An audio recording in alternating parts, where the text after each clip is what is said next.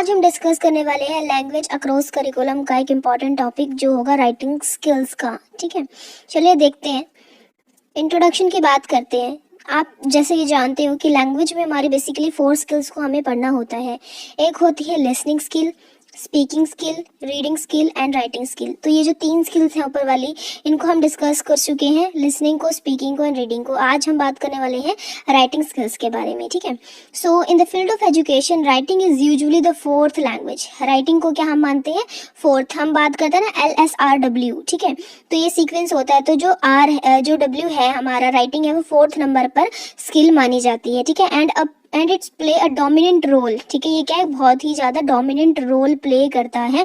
ठीक है, so writing is the process of using symbol. Writing क्या है? एक प्रोसेस है किस चीज का? यूज करना, सिंबल्स को, लेटर्स ऑफ अल्फाबेट को।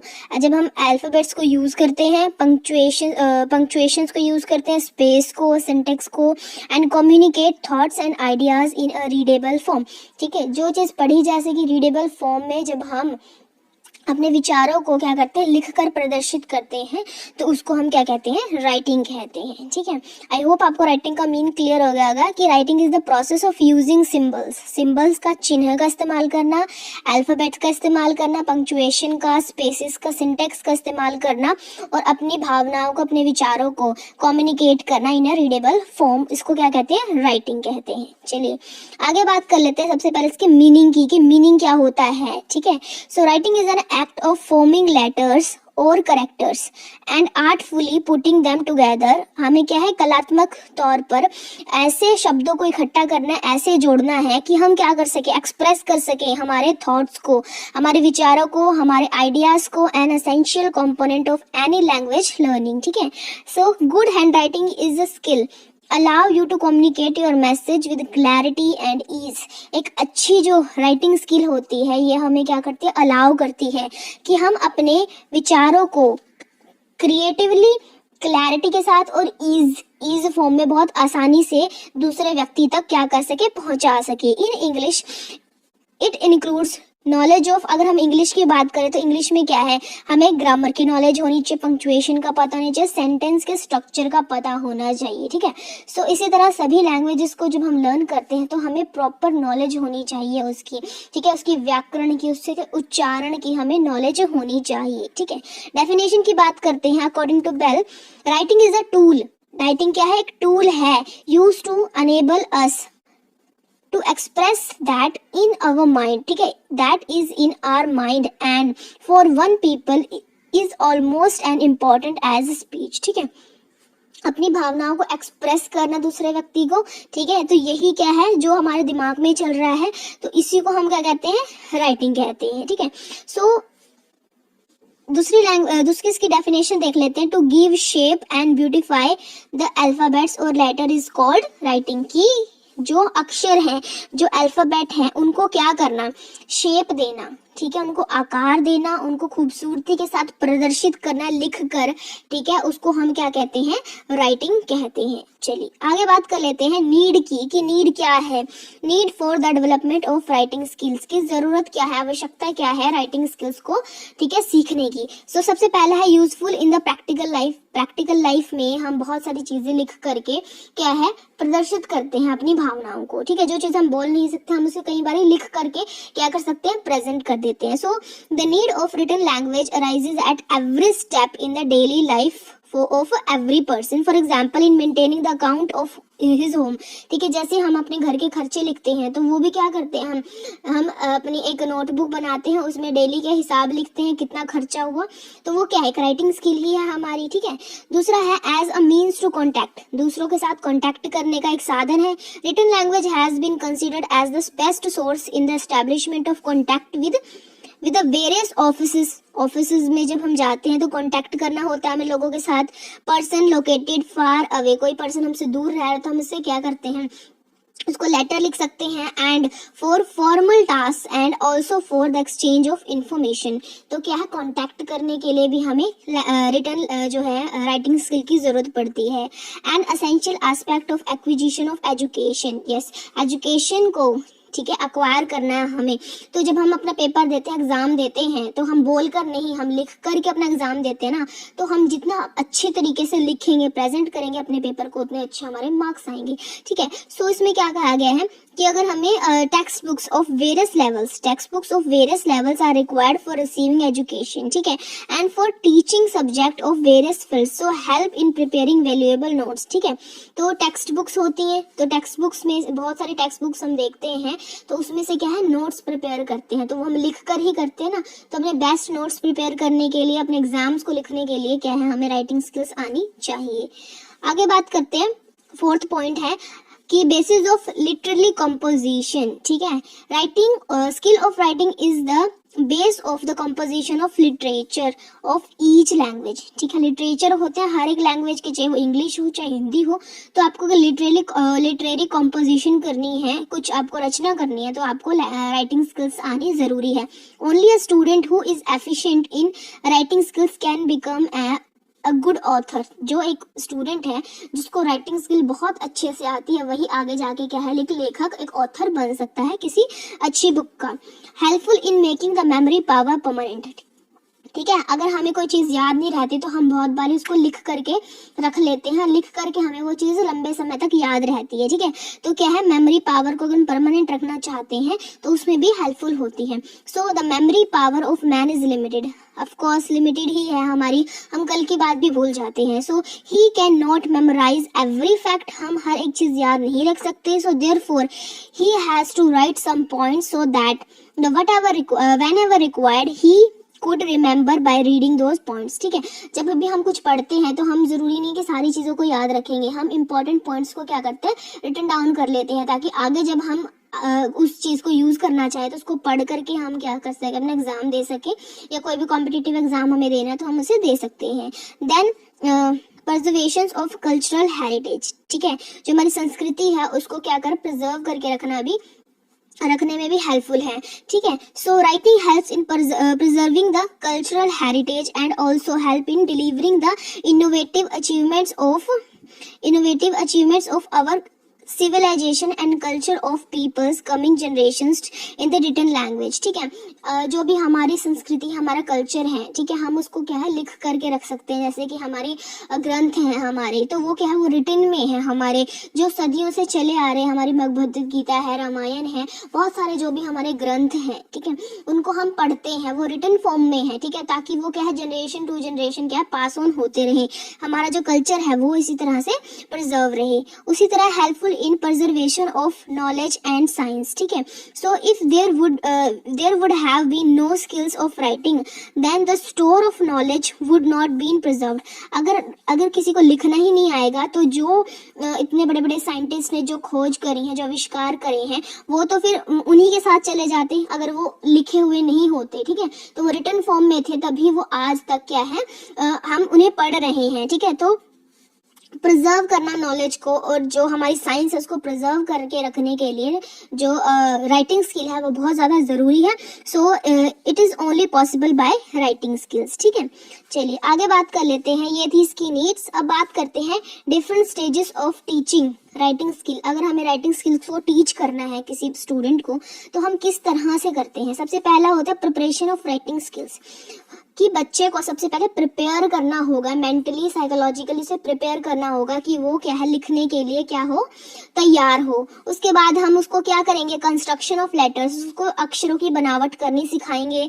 देन उसको क्या करेंगे, construction of words and short sentences, उसको वर्ड्स, लेटर्स से वर्ड्स बनाना सिखाएंगे, शॉर्ट सेंटेंसेस बनाना सिखाएंगे, and ideal writing skills and practices, फिर उसे हम अच्छे से लिखना और उसकी प्रैक्टिस करना सिखाएंगे, ठीक है। चलिए अब इसको डिस्कस कर लेते हैं। पहला है प्रिपरेशन ऑफ राइटिंग। सो हमें क्या करना पड़ेगा, एक्सट्रीमली क्या नेसेसरी है कि prepare the child psychologically and physically, बच्चे को मनोवैज्ञानिक तौर पर भी और फिजिकली भी, शारीरिक तौर पर भी हमें क्या करना होगा, तैयार करना होगा for the writing before teaching writing to the child. So during preparation interest is generated in the child towards the writing, तो बच्चे के अंदर हमें इंटरेस्ट को, उसकी क्यूरियोसिटी को जगाना पड़ेगा। उसके बाद है teaching of construction of letter, बच्चे को क्या करना पड़ेगा, लेटर्स बनाने सिखाने पड़ेंगे। Only after preparing the child physically and psychologically for learning writing the teacher teaches them the construction of letter, उसको लेटर को कंस्ट्रक्ट करना सिखाएंगे। And the teacher has to teach it in the to the childrens in the proper beautiful shaped structure, ठीक है, अच्छे से अक्षरों को बनाना सिखाया जाएगा, ठीक है, और अल्फाबेट्स को by use of various sources and methods, अलग अलग तरह से। हम क्या है, जब बचपन में हम लिखना सीखते थे तो हम क्या करते थे, 4 लाइन्स वाली जो कॉपी होती थी उस पर लिखते थे, ठीक है, ताकि हमारी जो वर्ड्स की शेप है वो प्रॉपर आए। तो अलग अलग मेथड से हम बच्चे को वर्ड्स को कंस्ट्रक्ट करना सिखा सकते हैं। Then construction of words and short sentences, छोटे छोटे अक्षर, ठीक है, उनको सिखाएंगे हम 2-2, 3-3 वर्ड्स को जोड़ करके। Teaching of the construction of words and sentences is the third stage, ठीक है। सो इसमें क्या करेंगे कि in the natural order the child first form the word and joining the letters and then क्या करेगा with the combination of words learn through the right sentences. At the stage the student have to learn the accurate spelling, बच्चा क्या करेगा, accurate spellings को learn करेगा and the rule of formation of sentences and the rule of use of punctuations mark, ठीक है। वो पहले alphabet सीखेगा, ABCD या E सीखेगा, उसके बाद छोटे छोटे वर्ड्स बनाएगा, जैसे पेन हो गया, ठीक है, पेन बनाएगा, हैंड बनाएगा, इस तरह से छोटे छोटे वर्ड्स बनाएगा। और फिर उसकी प्रॉपर पंक्चुएशन कहाँ पे यूज करनी है, कैसे उसको प्रोनाउंसिएशन करना है, ये सब सीखेगा। देन उसके बाद क्या करेगा वो कि ideal writing and skill practice करेगा, ठीक है, कि सही तरीके से कैसे लिखते हैं। This level is of high senior level, ठीक है, where the childrens have to write the letters, ऐसे लिखने शुरू करता है वो, स्टोरी, पैराग्राफ्स, समरी जो होती है, ये सब वो बच्चा लिखना सीखता है, ठीक है। And here they should be familiar with the use of various forms of word, selection of words accordingly, ठीक है। तो ये सब बच्चा करना सीख जाता है। चलिए आगे बात करते हैं types and approaches of writing skills की, क्या क्या अप्रोचेज होती हैं। पहला होता है controlled writing, then guided writing, free writing and advance writing. तो इस तरह से ये अप्रोचेस और टाइप्स होते हैं राइटिंग के, ठीक है। कंट्रोल्ड में क्या होता है कि the teacher to teach peoples the mechanics of writing accuracy and readiness for further writing activity. It is controlled completely by the teachers. For example, ठीक है, handwriting, dictation and spelling, ठीक है। तो इसमें क्या किया जाता है कि कंट्रोल किया जाता है। कंट्रोल्ड है ना, तो टीचर इसको कंट्रोल करेगा, ठीक है। मेन पार्ट टीचर का होगा, क्योंकि टीचर ही हैंडराइटिंग को बच्चों की इंप्रूव करेगा, डिक्टेशन बच्चों को और स्पेलिंग जो है बच्चों की करेक्ट करवाते हैं। देन गाइडेड, इसमें टीचर बच्चों को गाइड करता है, जैसे कि provide graded guidance in vocabulary and structure so that people will not make any mistake, ताकि बच्चा गलती ना करे। फॉर एग्जाम्पल लेटर राइटिंग करना, ठीक है, ऐसे राइटिंग करवाना, तो टीचर बच्चों को गाइड करते हैं। देन फ्री राइटिंग, इसमें क्या किया जाता है, this approach stressed writing quality rather than the writing quantity rather than the quality.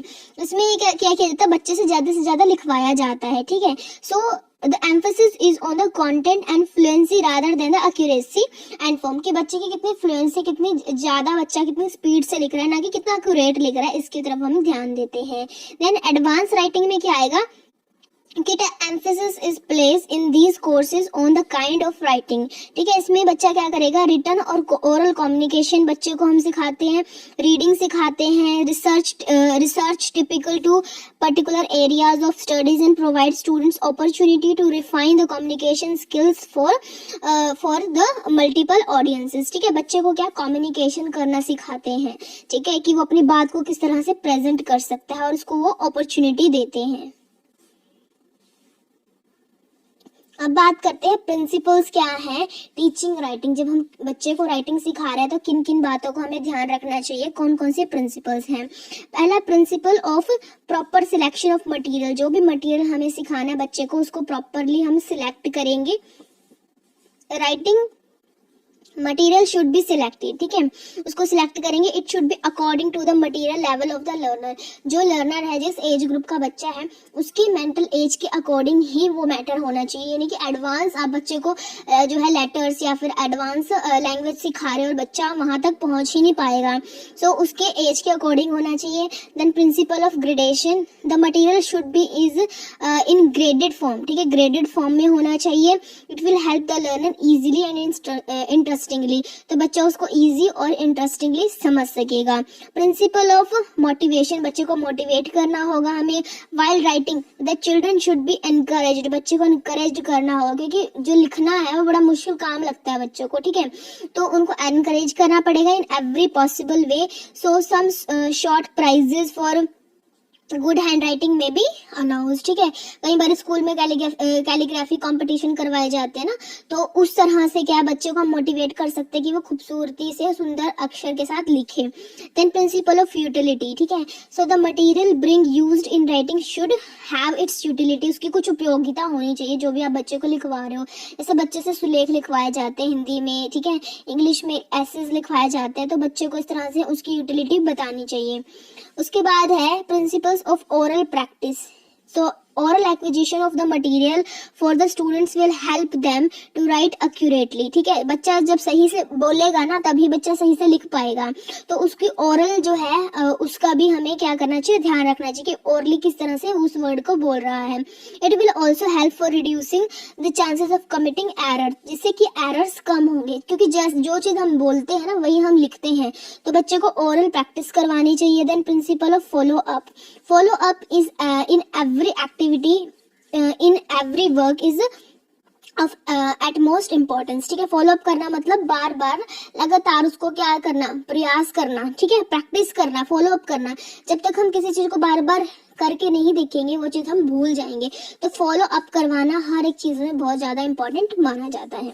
चलिए ये थे इसके प्रिंसिपल्स। अब बात कर लेते हैं स्क्रिप्ट्स ऑफ राइटिंग की, कि राइटिंग की स्क्रिप्ट्स कैसी होती है। पहला होती है print script, then cursive scripts, rounded cursive scripts, ठीक है, तो प्रिंट स्क्रिप्ट में क्या आता है, written in distinct form, written in closed form and include both the characteristics of print as well as cursive scripts, ठीक है, होती है एक अच्छी लिखावट की। पहला है डिस्टिंक्टिवनेस होनी चाहिए। In good hand writing each letter of a word stand distinctive from the neighbouring one, कि अलग अलग से दिखने चाहिए। जो भी हम चीज लिख रहे हैं लिखावट में, हर एक वर्ड अलग अलग से दिखना चाहिए, नहीं कि आपने एक वर्ड के अंदर दूसरा वर्ड ही मिक्स कर दिया कि हमें समझ में नहीं आया कि लिखा क्या है। डिस्टिंक्टिव होना चाहिए, प्रॉपर स्पेसिंग होनी चाहिए वर्ड्स के बीच में, ठीक है। The different words of a spacing are placed at suitable distance, some spaces is also left while starting a new sentence. जैसे आप नया सेंटेंस लिख रहे हो तो थोड़ा सा स्पेस दे करके नया सेंटेंस शुरू करना चाहिए। साइज ऑफ द लेटर, जो लेटर के साइज होते हैं वो बिल्कुल एक जैसे होने चाहिए, ना तो ज्यादा बड़े होने चाहिए ना ही ज्यादा छोटे होने चाहिए। The size of the letters neither too big or not too small से, ठीक है, मॉडरेट होने चाहिए प्रोपोर्शनेटली। सिंप्लिसिटी होनी चाहिए, the writing should be beautiful and simple, simple होनी चाहिए, ब्यूटीफुल होनी चाहिए। And some people use too much of ornamentation while writing the alphabets that should be avoided। ये बच्चे कई बार क्या तो बहुत घुमा फिरा करके वर्ड्स को ऐसे लिखा जाता है, ठीक है, मतलब सजावट के तौर पर, ठीक है, तो वो इतना अच्छा नहीं लगता, उसको अवॉइड करना चाहिए। सिंपल होनी चाहिए हैंड राइटिंग, ताकि सामने वाले को, पढ़ने वाले को समझ में आ जाए। राइटिंग इन स्ट्रेट लाइन, सीधी लाइन में लिखना चाहिए, ठीक है। The writing in the straight line running parallel to the top of the page, बिल्कुल स्ट्रेट होना चाहिए। Then principles of 4 line notebook, ठीक है, जब हम लिखने की प्रैक्टिस करते हैं ना इंग्लिश को, तो 4 लाइन की जो नोटबुक होती है उस पर लिखने की प्रैक्टिस करनी चाहिए, तभी हमें पता चलता है कि कौन सा वर्ड जो है वो बिग होता है, कौन सा वर्ड स्मॉल होता है। The principle of 4 line notebooks always kept in mind. Principle of starting new paragraph, ठीक है, there is always some space left when a new paragraph is started. जब जैसे हम एक पैराग्राफ को खत्म करते हैं तो दूसरे पैराग्राफ को हमें थोड़ा सा स्पेस दे करके स्टार्ट करना चाहिए। Proper use of capital and small letters, ठीक है, कैपिटल स्मॉल लेटर कहाँ पर यूज करने हैं वो पता नहीं चाहिए। जो हर एक वर्ड का जो हम स्टार्ट करते हैं तो पहला जो वर्ड होता है तो वो क्या होता है, कैपिटल लेटर होता है, ठीक है। बाकी जो हम लिखते हैं वो क्या है, स्मॉल लेटर्स में लिखते हैं, तो ये हमें पता होना चाहिए, ठीक है। उसके बाद आ जाता है हमारा रीजनेबल स्पीड, स्पीड भी ठीक होनी चाहिए, यानी कि बहुत ही स्लो लिख रहे हैं, ठीक है। So in writing the speed of the writing has to be reasonable, there is need of space, there is need of speed in writing and also legibility, ठीक है। सो उसके बाद है right use of punctuation mark, punctuation mark का use करना भी हमें आना चाहिए। There is right use of punctuation mark, ठीक है। The different punctuation marks are put properly.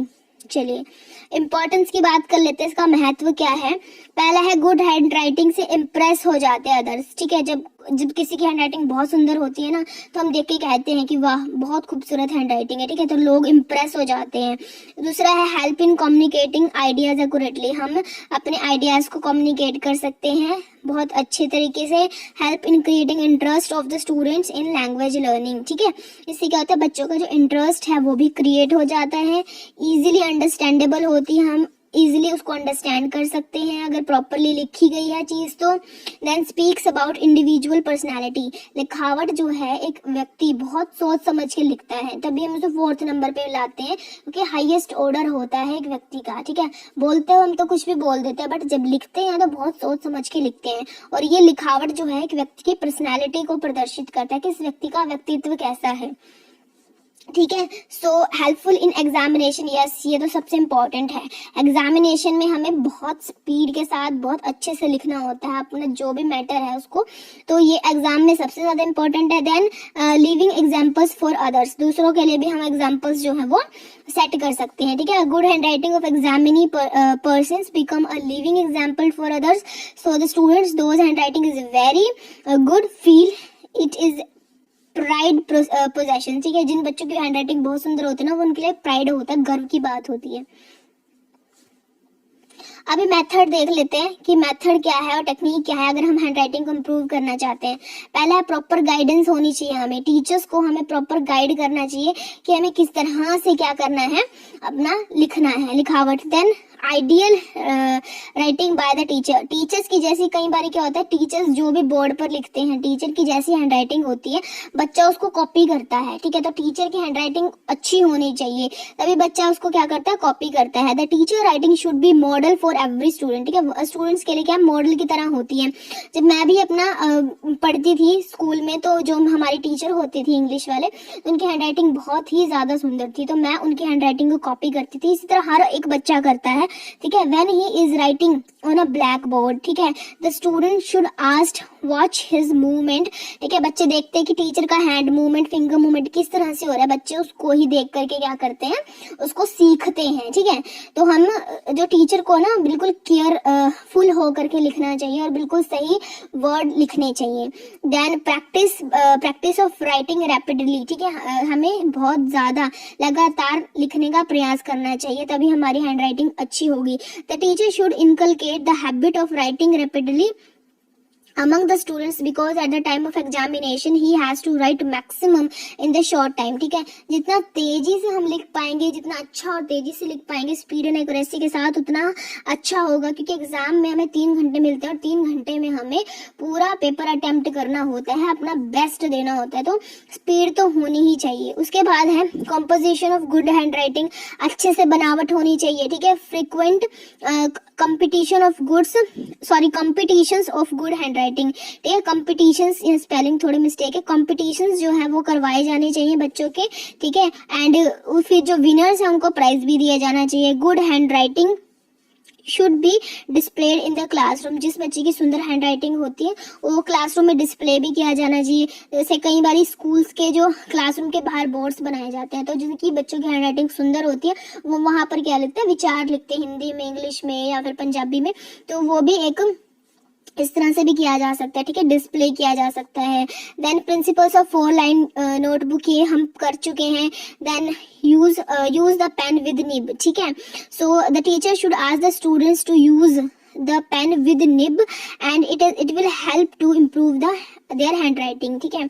So for formation of letters, ठीक है, हमें खूबसूरती के साथ शेप, ठीक है, अच्छे से शेप देना चाहिए ब्यूटीफुली एंड अप्रोप्रिएट प्रोपोर्शन में जो है वर्ड्स को बनाना सीखना चाहिए। देन इंडिविजुअल अटेंशन, हमें अपना अटेंशन पूरी तरह से देना चाहिए, ठीक है। प्रॉपर सीटिंग अच्छे से बैठना चाहिए ताकि हाथ दर्द ना हो लिखते हुए, प्रॉपर सीटिंग, प्रॉपर पोस्चर होना चाहिए जब हम लिख रहे हैं, ठीक है। और प्रॉपर राइटिंग मटेरियल होना चाहिए, नोटबुक होनी चाहिए, वुडन जो प्लेट है, जो वुडन स्लेट होती है, प्लेट होती है, वुडन पेन, ठीक है, इंक वगैरह, ये सब कुछ प्रॉपरली हमारे पास मटेरियल होना चाहिए लिखने के लिए। Then method of holding the pen, pen को होल्ड करने का सही मेथड पता होना चाहिए कि पेन को किस तरह से सही से पकड़ना है, तो जो फिंगर्स होती है वो दर्द करने लग जाती है, ठीक है। अब इसमें बोला है कि games of good hand writing, good hand writing के गेम्स होने चाहिए, कंडक्ट करवाने चाहिए। For example some games of words should be got done from the students के द्वारा किए जाने चाहिए, ठीक है। तो एट द एंड हम क्या कह सकते हैं, summing up, it can be said that writing skills play significant role in the field of education and men's language does not get completed without attaining the knowledge skill of writing, ठीक है। Language अगर हमें सीखनी है तो हमें writing skill का आना भी बहुत ज्यादा जरूरी है। So teaching of language is meaningful and only when he is able to express his thoughts after listening, speaking, reading and writing from the language, ठीक है। तो हमें ये जो चारों स्किल हैं वो आनी चाहिए, ठीक है। तो according to Bacon, reading makes a man full, conference is a ready man and writing an exact man, ठीक है। तो आज के लिए इतना ही। आई होप आपको राइटिंग स्किल समझ में आया होगा।